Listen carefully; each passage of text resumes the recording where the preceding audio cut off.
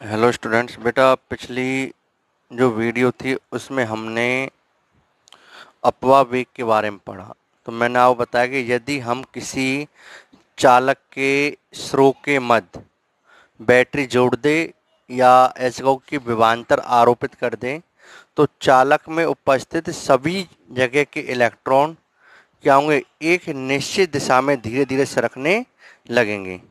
तो उन इलेक्ट्रॉनों का जो औसत वेग है वही आपका अपवाह वेग आता है। और उसका जो फॉर्मूला आया था बच्चों वो आपका आया था vector V D equal to minus small E vector E tau divide by M.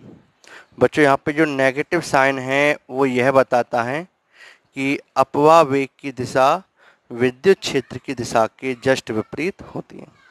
बच्चों यहाँ पे जो टॉ है इसे हमने इस जगह तो औसत विश्रांति काल कहा था, औसत विश्रांति काल। ठीक है बच्चों, तो अब हम डिस्कस करेंगे विश्रांति काल किसे कहते हैं। ठीक है, तो अपना नेक्स्ट टॉपिक है विश्रांति काल।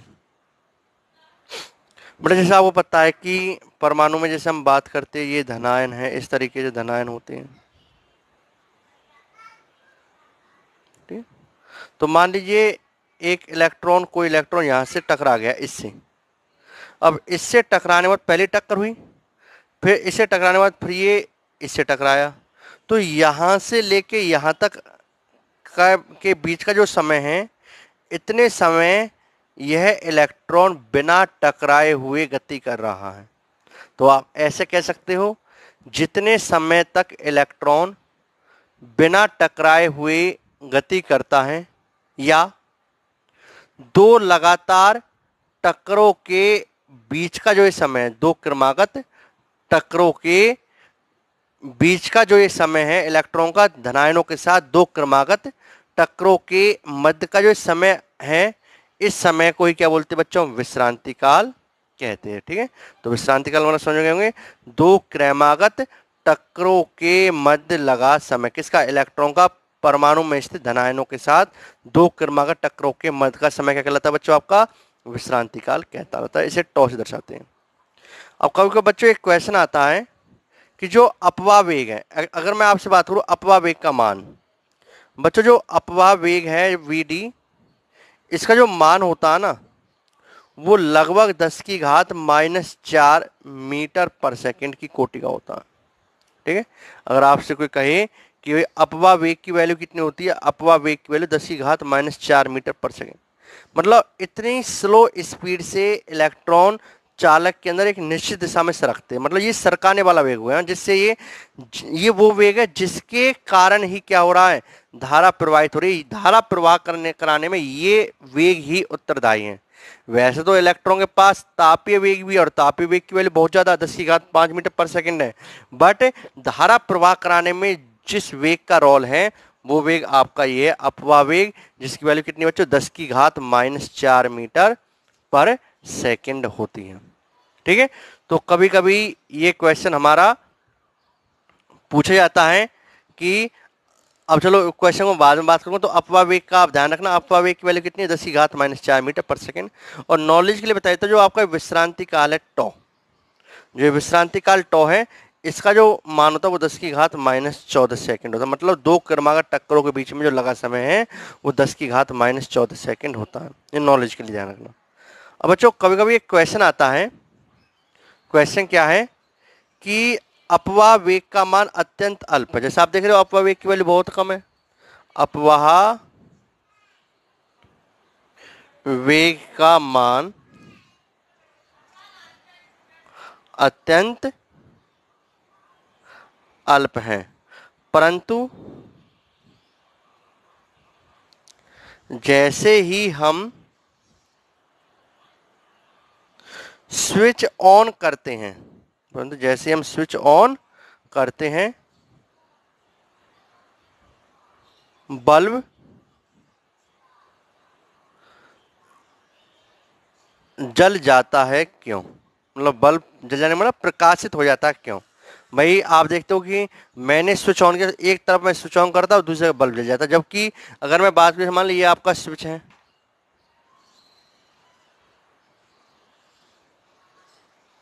ठीक है, आपने प्लग का कनेक्शन यहाँ पे किया हुआ है और ये कनेक्शन का, ये मान लीजिए आपका बल्ब है,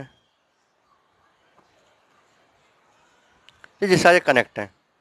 तो अब जैसे आपने इस स्विच को ऑन किया, इस स्विच को ऑन किया, तुरंत ही बल्ब जल जाता है। जबकि मान लीजिए ये दूरी मान लीजिए 10-20 मीटर दूरी पर है।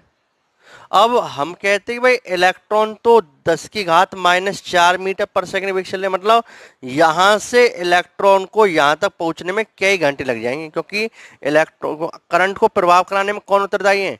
करंट को प्रवाहित कराने में कौन उत्तरदायी है? अपवाह वेग, ठीक है।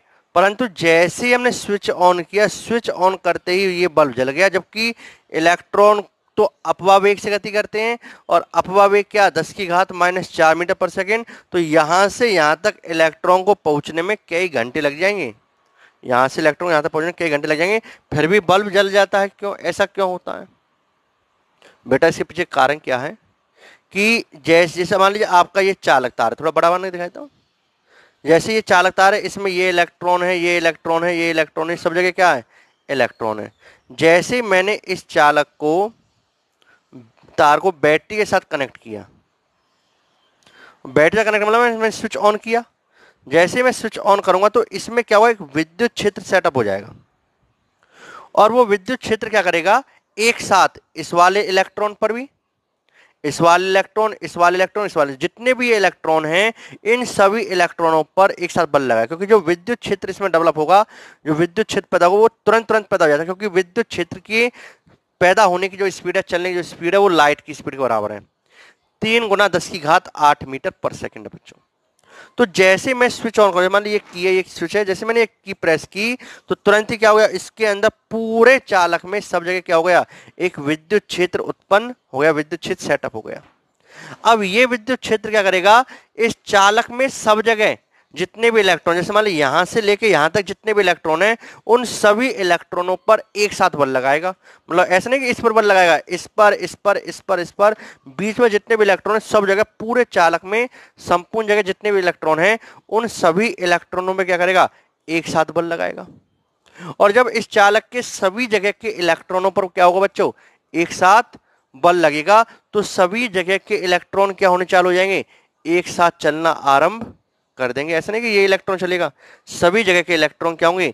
एक साथ चलना क्या कर देंगे बच्चों? आरंभ कर देंगे। तो सभी जगह के इलेक्ट्रॉनों के एक साथ चलने पर, ठीक है, एक साथ चलना क्या कर दिया? सभी जगह के इलेक्ट्रॉन आरंभ कर दिया। तो अब जो इलेक्ट्रॉन है, ये वाला भी सरक रहा है, ये वाला भी सरक रहा है, तो सभी जगह के इलेक्ट्रॉन एक साथ सरकेंगे। तो यहां पर जो इलेक्ट्रॉन है वो भी तो सरकेगा। तो जब यहां से लेके यहां तक के इलेक्ट्रॉन सरक रहे, तो आपको सभी जगह के इलेक्ट्रॉन एक साथ चलते हुए दिखाई देंगे। तो ये वाला इलेक्ट्रॉन चलेगा, तो इसके चलने पर, इसके चलने पर क्या होगी? धारा उत्पन्न होगी। तो संपूर्ण चालक तार में एक साथ क्या हो जाएगी? धारा प्रवाहित हो जाएगी सब जगह, जिसके कारण क्या होगा? ये बल्ब जल उठेगा। तो ये कारण है, ठीक है। तो आप कारण क्या लिखोगे बेटा? जैसे ही हम स्विच ऑन करते हैं तो चालक के अंदर एक विद्युत क्षेत्र उत्पन्न हो जाता है, और वह विद्युत क्षेत्र चालक में उपस्थित सभी जगह के इलेक्ट्रॉनों पर एक साथ बल लगाता है, जिसके कारण सभी जगह के इलेक्ट्रॉन एक साथ चलना आरंभ कर देते हैं। तो जब सभी जगह के इलेक्ट्रॉन एक साथ चलना आरंभ करेंगे, तो जिस कारण क्या होता है? बल्ब जल उठता है, प्रकाशित हो जाता है बच्चों। ये आपको निकालना, ठीक। अगला टॉपिक है बच्चों आपका, इंपोर्टेंट टॉपिक है ये आपका, ठीक है। अपवाह वेग, अपवाह वेग व विद्युत धारा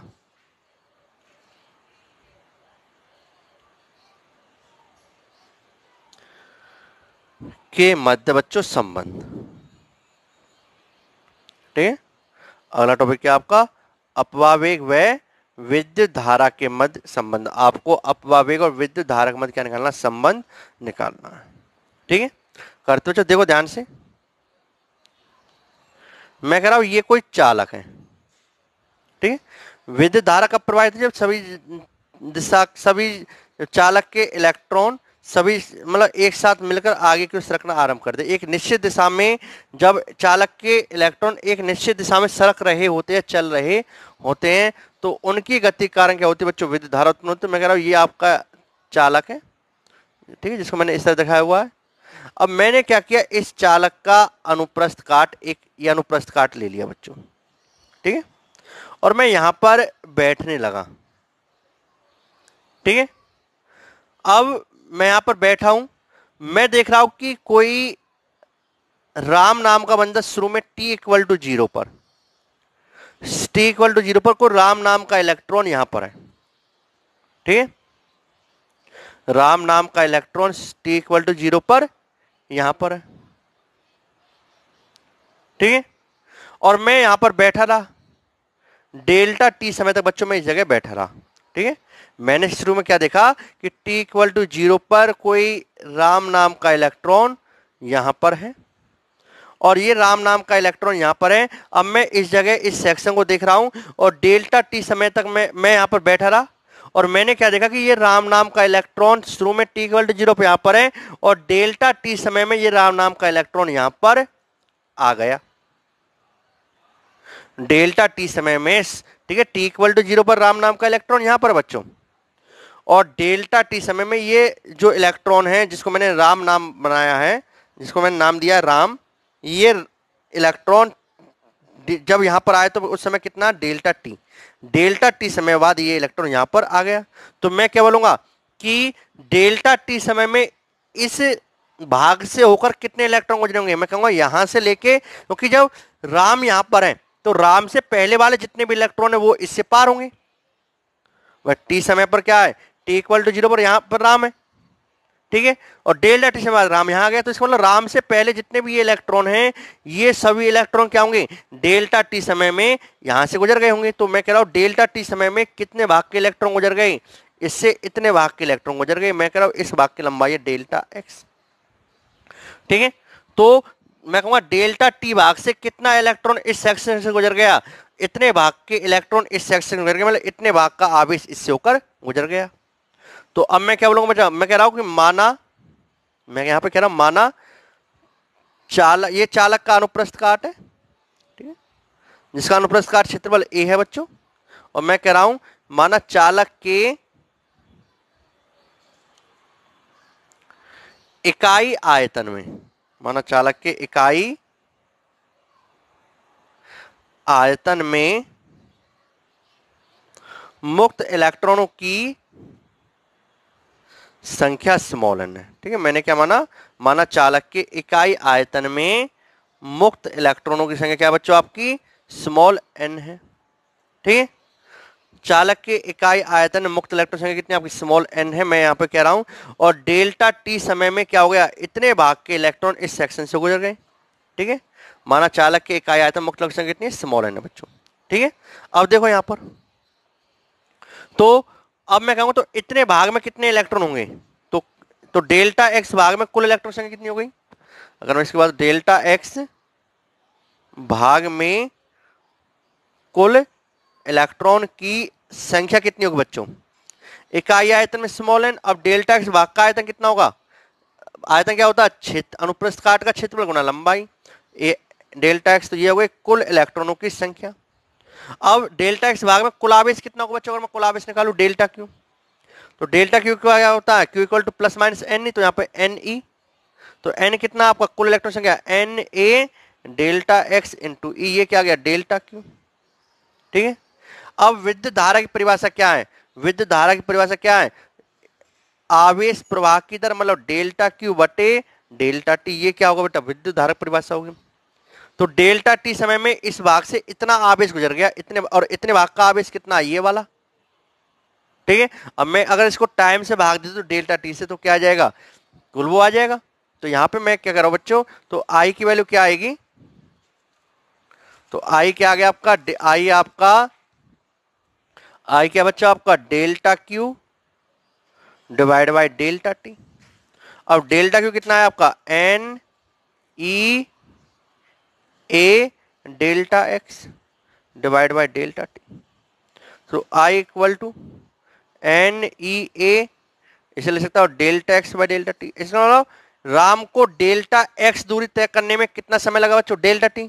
तो अब जो इलेक्ट्रॉन ये सरक रहे हैं, एक निश्चित दिशा में चल रहे हैं, इलेक्ट्रॉन एक निश्चित दिशा में तो नियत वेग से चल रहे हैं, और वो नियत वेग कौन सा? अपवाह वेग। तो आप कहेंगे तो राम का वेग क्या होगा? राम द्वारा जो राम नाम का इलेक्ट्रॉन उसका वेग क्या होगा? राम द्वारा चली गई दूरी बटे चलने में लगा समय, तो डेल्टा एक्स बटे डेल्टा टी, ये इसका वेग आएगा। बट राम का वेग कितना है? अपवाह वेग के बराबर वी डी। तो मैं क्या लूंगा?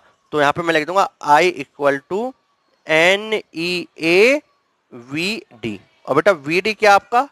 वी डी आपका अपवाह वेग कितना? Delta x by delta T. Clear? तो इस तरीके से बेटा ये आपका संबंध आया किसमें? अपवाह वेग और विद्युत धारा के मध्य एक संबंध आया है। ठीक है, अपवाह वेग आपका वी डी है, विद्युत धारा आपका आई है। तो विद्युत धारा अपवाह वेग के मध्य क्या संबंध होता है बच्चों? I equal to N E A V D, ये संबंध है विद्युत धारा में और अपवाह वेग में। ठीक है बच्चों, ये सारा कुछ आप नोट करो यहां तक की सारी चीजें। अब बच्चों नेक्स्ट है आपकी गतिशीलता। गतिशीलता को इंग्लिश में मोबिलिटी कहते हैं बच्चों। अब गतिशीलता क्या है, इसको मैं म्यू से रिप्रेजेंट करता हूं। म्यू ये सिंबल होता है इसको गतिशीलता प्रदर्शन का। अपवाह वेग वीडी और जो विद्युत क्षेत्र की तीव्रता ई, अपवाह वेग वीडी और विद्युत क्षेत्र की तीव्रता कैपिटल ई के इस अनुपात को, ठीक है, अपवाह वेग वीडी और विद्युत क्षेत्र की तीव्रता कैपिटल ई के अनुपात को बच्चों हम क्या बोलते हैं? गतिशीलता। ठीक है, अगर आपसे पूछे गतिशीलता क्या है तो आप कहेंगे अपवाह वेग व विद्युत क्षेत्र की तीव्रता के अनुपात को हम गतिशीलता कहते हैं। अपवाह वेग और विद्युत क्षेत्र की तीव्रता के अनुपात को क्या बोलते हैं बच्चों? हम गतिशीलता कहते हैं। इसे म्यू से प्रदर्शित किया था, म्यू इक्वल है वी डी अपॉन ई। चलो ठीक है, अगर इसके मात्रक की मैं बात करूं, अब वैसे आप इसको और भी थोड़ा सा फॉर्म में लिख सकते हो। Mu equal to V D का फॉर्मूला क्या? परिमाण में small E capital E tau divide by M, और ये कैपिटल ई ने कैपिटल ई को मार दिया, तो आपकी जो गतिशीलता का जो फॉर्मूला आ गया म्यू का, वो क्या बच्चों? Small E tau divide by M, ये है गतिशीलता का फॉर्मूला। ठीक है, इस तरीके से बच्चों आपका ये हो जाएगा। मात्रक की बात करें, अगर मैं इसकी मात्रक की बात करूं, ये गतिशीलता का मात्रक क्या है? तो देखो वीडी, वीडी क्या है? मीटर पर सेकंड वेग है, और विद्युत क्षेत्रता का मात्रक क्या? वोल्ट पर मीटर है। तो क्या आएगा? Metre square volt into second. ठीक है, ये इसका मात्रक है। क्लियर? अब कभी कभी बच्चों एक क्वेश्चन में यहां से आपसे एक क्वेश्चन पूछ रहा हूं कि एक चालक है जिसका अनुप्रस्थ काट वेरिएबल, मतलब असमान है, एक समान चालक नहीं है, असमान चालक है इस तरह का। ठीक है, जिसका अनुप्रस्थ काट इस तरीके से वेरिएबल है। ठीक है, और इस चालक में धारा प्रवाहित हो रही जो भी है इस तरीके से। अब मैं यहां पर कुछ पॉइंट लेता हूं, 3 ए बी और ये सी।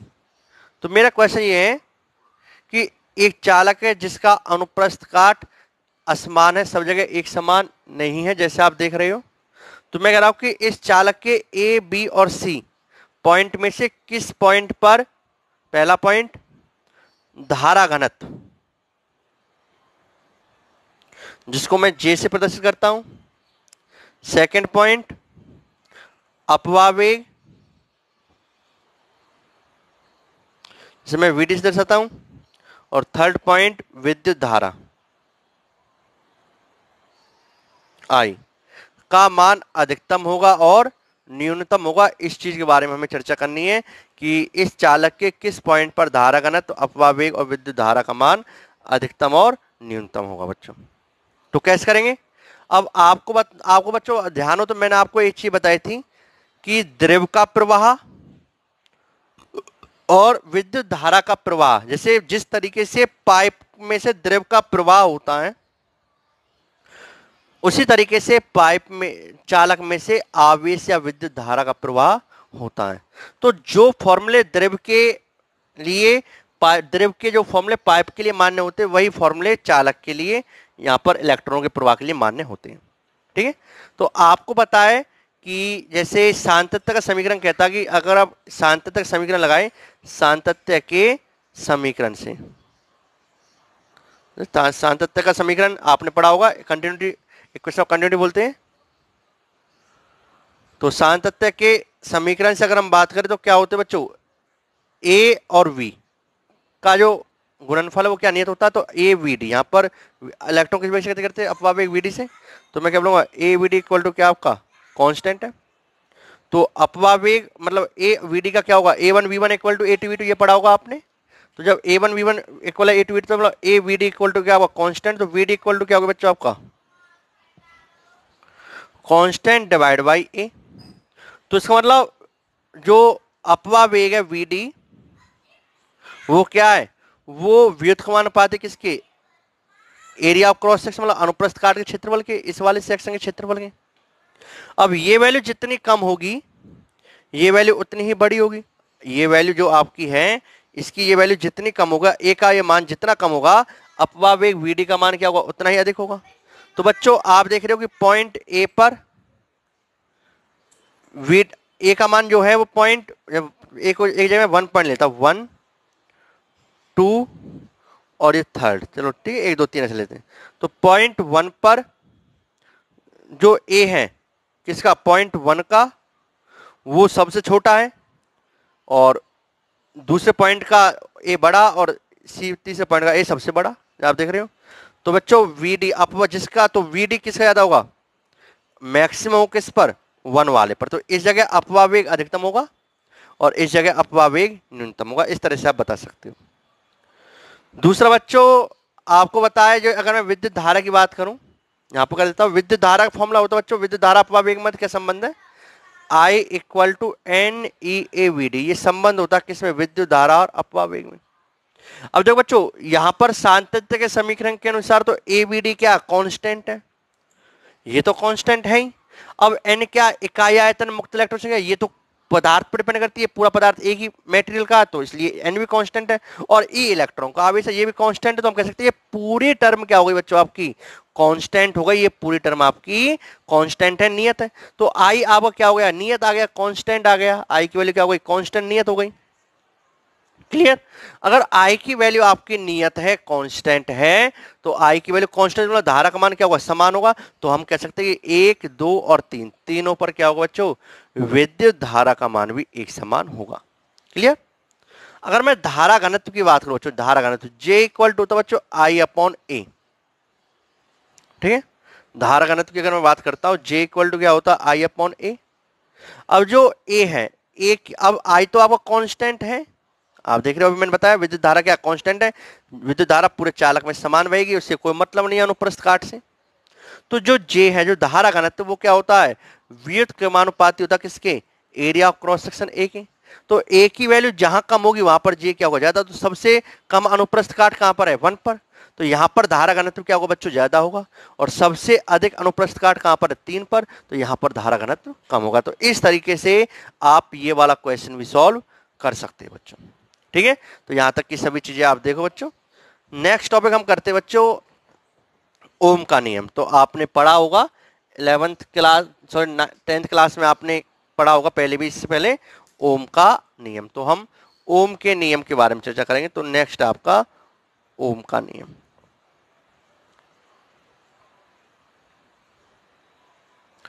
ओम का नियम क्या कहता है बच्चों, ओम का नियम कहता है कि जैसे मान लीजिए ये कोई चालक है,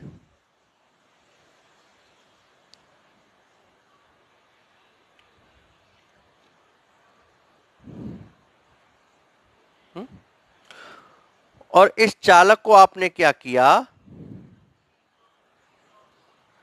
किसी बैटरी के साथ जोड़ दिया।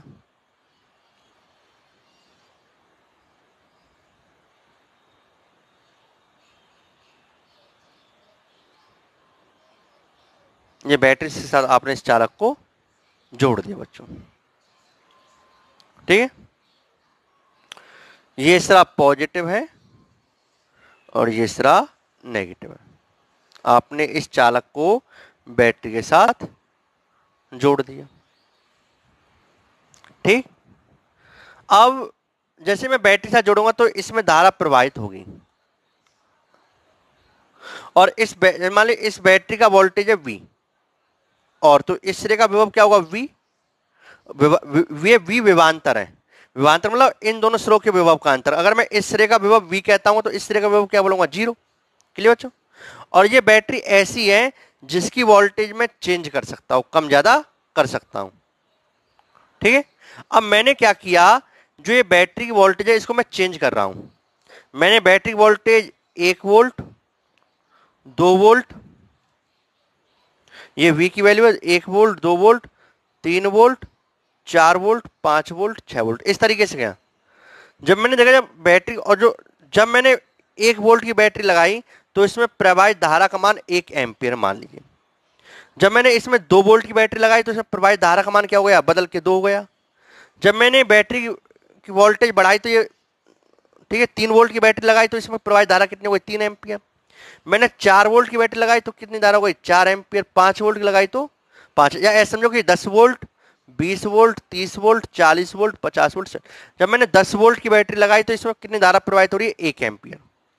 जब मैंने 20 वोल्ट की बैटरी लगाई तो कितनी धारा प्रवाहित हो रही है, 2 एम्पियर।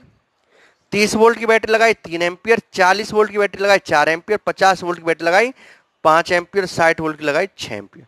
मतलब जैसे जैसे मैं वोल्टेज का मान बढ़ाता जा रहा हूं वैसे वैसे धारा का मान भी बढ़ता हुआ जा रहा है। मतलब जिस रेट से मैं वोल्टेज बढ़ा रहा हूं, मैंने वोल्टेज दोगुनी की 10 से 20 की, धारा भी दोगुनी हो गई 1 से 2। मैंने वोल्टेज 10 से 20 से 30 की, धारा भी 2 से 3 हो गई।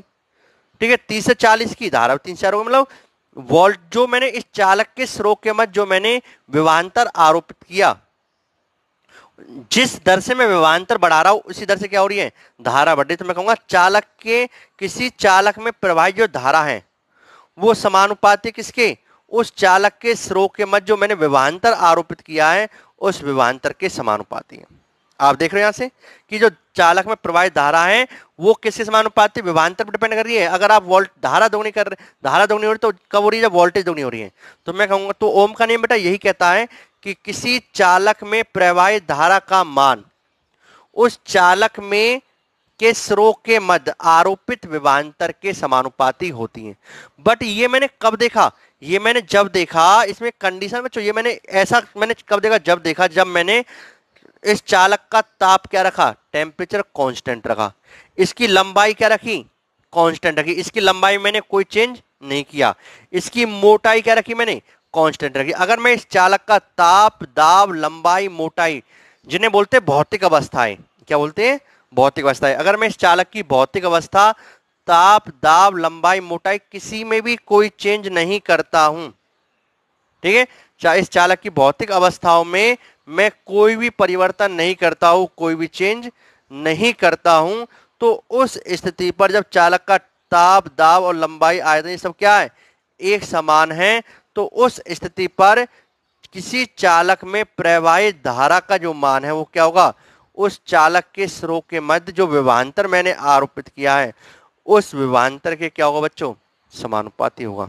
तो ये कहता आपका ओम का नियम। तो ओम का नियम क्या बच्चों, सुनो, ओम के नियम के अनुसार किसी चालक में प्रवाहित धारा का मान उस चालक के स्रोत के मध्य आरोपित विभवांतर के समानुपाती होता है। कब, जब चालक की भौतिक अवस्थाएं, ताप, दाब, लंबाई, मोटाई, चौड़ाई, इन सब में कोई परिवर्तन नहीं हो। तो आई समानुपाती भी। अब बच्चों हम समानुपाती बटा कुछ नियतांक लगाते हैं।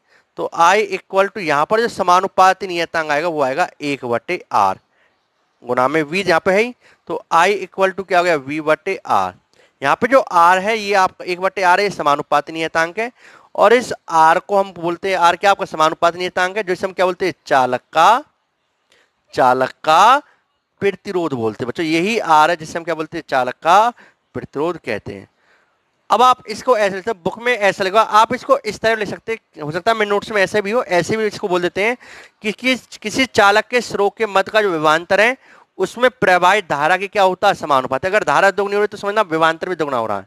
ठीक है। तो इसको हम ऐसे बोलते हैं, किसी इस तरह बोल दो या इस तरह बोल सकते हैं कि किसी चालक के स्रो के मध्य का विभवांतर उसमें प्रवाहित धारा के समानुपाती होता है, और V समानुपाती उठा के I इक्वल टू R लगाए थे। यहाँ पर R क्या है, समानुपाती नियतांक, जिसे चालक का प्रतिरोध कहते हैं। तो अगर आप यहाँ पे I समानुपाती भी कहेंगे तो समानुपाती नियतांक 1/R आएगा, और V समानुपाती I लिखोगे तो समानुपाती नियतांक R आएगा, और इसे R क्या बोलते हैं, चालक का प्रतिरोध। अब देखो वैसे देख लो आप, 10/1 10 V बटे I की वैल्यू निकाल रहा हूं मैं, V डिवाइड बाई I की वैल्यू। तो V डिवाइड बाई I की वैल्यू तो 10 divide by 1 10, 20 divide by 2 10, 30 divide by 10 10, 40 divide by 4 10, 50 divide by 5 10।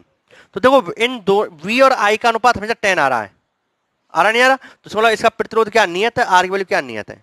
तो बच्चों एक चीज बताओ कि क्या इस फॉर्म, अगर R इक्वल टू क्या आपका V अपॉन I, अगर मैं आपसे कहूं अगर मैं वोल्टेज दोगुनी कर दूं तो बताओ प्रतिरोध दोगुना होगा या क्या होगा? अगर मैं वोल्टेज बढ़ाऊंगा तो प्रतिरोध बढ़ेगा घटेगा? बच्चों यहां पर कुछ बच्चे गलती कर देते हैं, ये गलती मत करना। आप देखो वोल्टेज दोगुनी हो रही है, 10 से 20, 20 से 30, 30 से 40, क्या आर बढ़ रहा है? आर इस केस में 10 है, इसमें 20 है, इसमें 30 है, आर का मान नहीं बढ़ रहा, क्योंकि जो आर का मान है वो वी और आई के अनुपात डिपेंड करेगा। अगर वी को बढ़ाओगे तो ऑटोमेटिक आई भी बढ़ेगी, और वी बढ़ाओगे तो ऑटोमेटिक आई बढ़ेगी, जिसका अनुपात क्या रहेगा, नियत रहेगा। तो क्योंकि आर यहाँ पर एक समानुपाती नियतांक है बच्चों, इस केस में आर एक समानुपाती नियतांक जो कांस्टेंट है। तो ध्यान रखना, किसी चालक का प्रतिरोध विभवांतर और विद्युत धारा के मान पर निर्भर नहीं करता है, यह नियत रहता है। ये आप अपने शब्दों में लिख लेना कि किसी चालक का प्रतिरोध विभवांतर और धारा पर निर्भर नहीं करेगा। ऐसा नहीं होगा कि आप वोल्टेज बढ़ाओगे तो प्रतिरोध का मान बढ़ जाएगा, ठीक है बच्चों, इस तरह से नहीं होगा, ठीक है। तो ये सब चीज आप ध्यान रखना, यहां तक की सभी चीजें आप नोट कीजिए। इससे आगे की चीज बच्चों हम नेक्स्ट वीडियो में पढ़ाएंगे। ओके, थैंक यू, बाय बच्चों।